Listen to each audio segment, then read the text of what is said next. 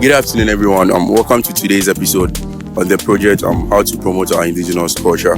Okay, so we are dealing with dance, and we have a person of our own that we want to interview. I'm Richmond. May I know your name? Michaela.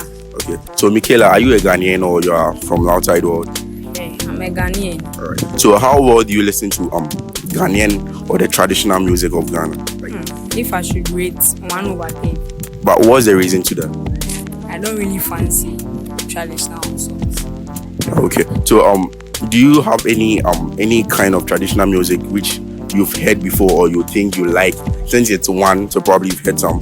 Yes. So can you name one for us? Amachi Dede.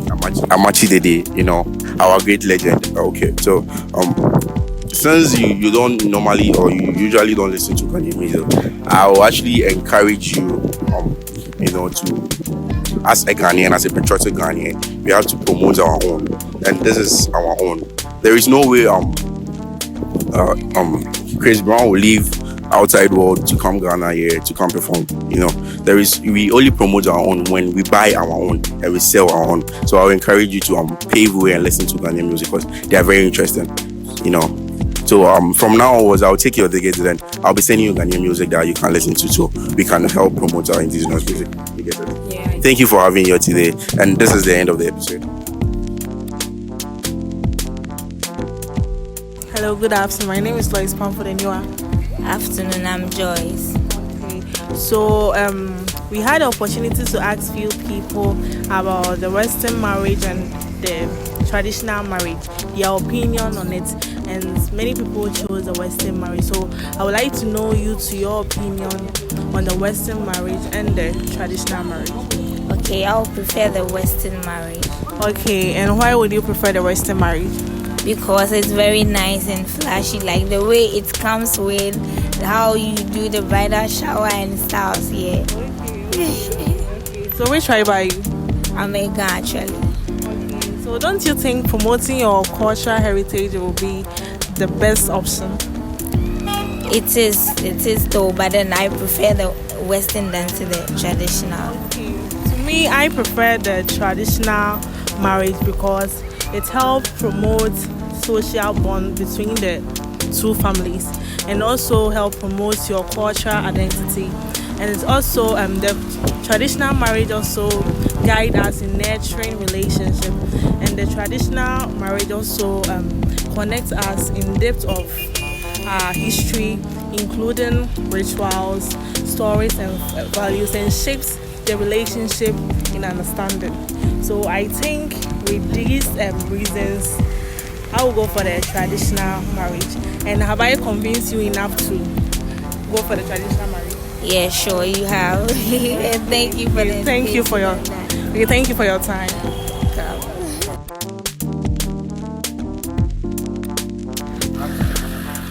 Okay, good afternoon. My name is Rebecca. What about you?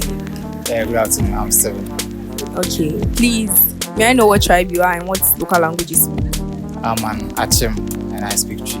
Okay, so how well do you know how to speak Chi?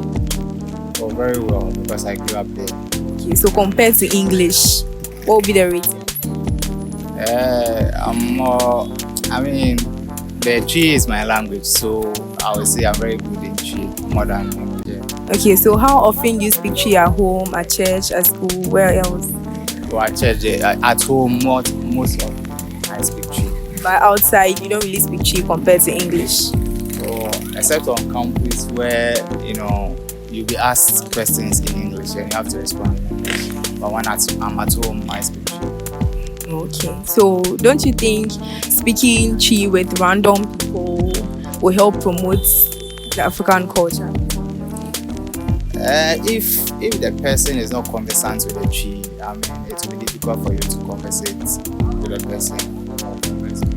Okay, but it can also help gradually. Some people learn through speaking, so you can gradually help some of your friends and your mates who don't really know how to speak the Chi too. Oh yes. If the person is willing to learn, it's good to speak the language with the person. Yeah. So the more often you speak with other people, it helps them to learn, and it's good Okay, so I would encourage you to try and speak with those you think don't really know how to speak, so that you can help to teach them how to speak it very well. All right, very well, thank you. Thank you for having me. Thank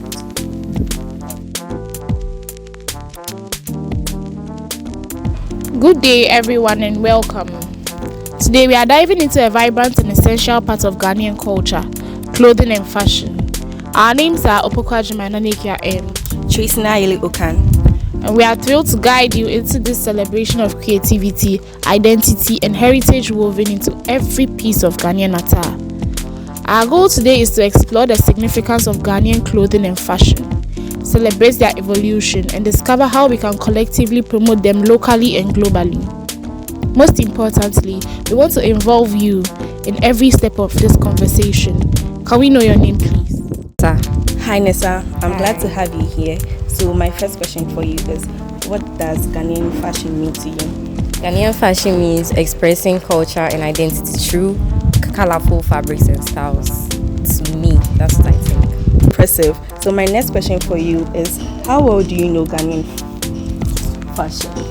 Ghanaian fashion, it's known for its bright colors and traditional fabrics and bold patterns like the kente and others. Okay, so to the next, how do you stay updated on the latest fashion trends? So, as Gen Zs, we have access to social media platforms like Pinterest, Instagram, and others. So, yeah. Nice. Okay, Miss Nessa, so from how you are dressed, I would like to ask you, what's your fashion choices? I like dressing according to the modernized trends, as I said earlier on, from Pinterest and other social media platforms. Yeah. Thank you very much. So today, we've celebrated Ghanaian fashion, shared Nessa's personal story, and tested her knowledge and explored how she can promote clothing culture. Please remember, every pattern, fabric, and outfit we wear carries a piece of our history and identity. Let's take the Ghanaian pride further. Please join our course, teach someone the story behind the fabric, or simply wear Ghanaian attire with pride. Together, we can ensure our fashion heritage shines globally. Thank you. Thank you.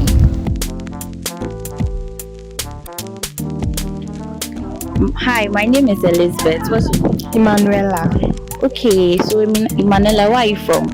I'm from Joje in the Volta region. And what festival do people from Doja celebrate?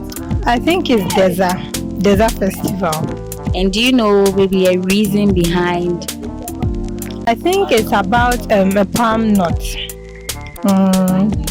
Okay, that's good to know. How many times have you been to the festival? Have you attended? Once, when my grandpa died.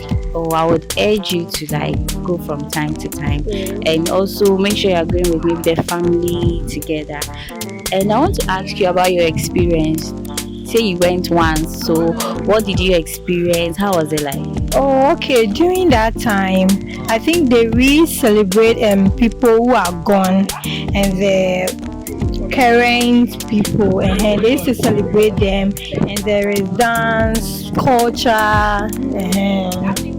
That's really good to know that you got to experience all those things.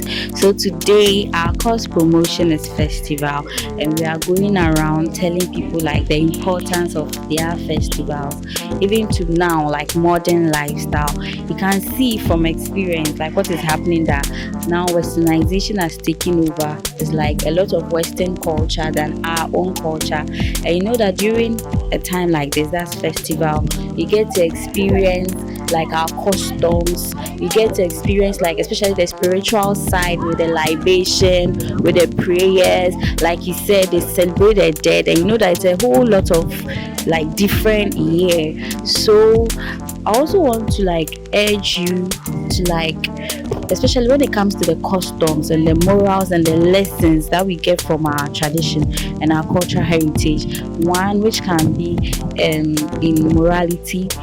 Now the young adults, as when you check on campus, especially with puberty rights, this type of festival is used to usher young girls into adulthood.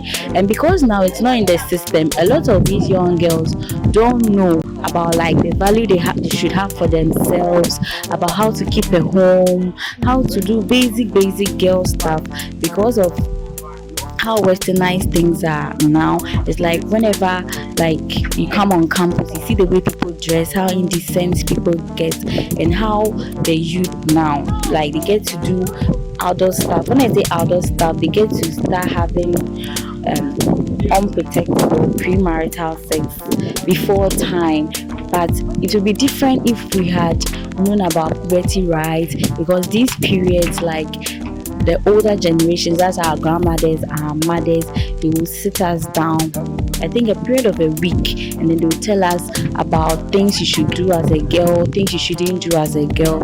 So I think we should like know more about it, and also try and then involve yourself. I know maybe you might have passed the age for that, but you can still incorporate it into your everyday lifestyle. When it comes to the way you dress, you are not supposed to always look like Holy Mary or something, but you know, sometimes it can be in a way by to be decent. You get, yeah, it should always be covered up, and you should also adopt your culture. You should also adopt the norms that comes with it, especially with our heritage, because now we are the new chiefs, we are the new queen mothers. After all these people are gone, if we don't know our cultures, it will be like they are living there for who? You understand? We are the next generation. So thank you so much for your time. Oh, do you have anything else to say? Okay, thank you. Bye. Good afternoon. My name is Ebenezer. How about you? Esther. Okay, I would like to have a short interview with you concerning Ghanaian cultural festivals. And have you been to one, or do you have experience? Do you have something to share about festivals? Okay, yeah, I've been to a festival before, the Hobo Festival, and I only experienced the cooking of the picnic. Yes, and the soup. Okay, how was it? It was interesting. It was cool. And do you know how it was prepared? Do you remember how it was prepared? Yeah, it's prepared using the kondo. Yeah, so they put the kondo in a pan. So they first put a pan with water on fire, and put another pan on top of the pan with water, and pour the corn inside the pan and cover it for some time. Then they will take it out and add palm oil. Yeah, that's what I remember. Yeah.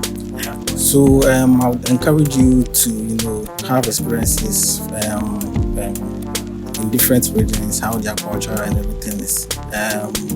We have more cultural festivals and other festivals also. So I would encourage you to have those experiences, and you enjoy also. Same way as you enjoy yours. Okay. All right. Thank you.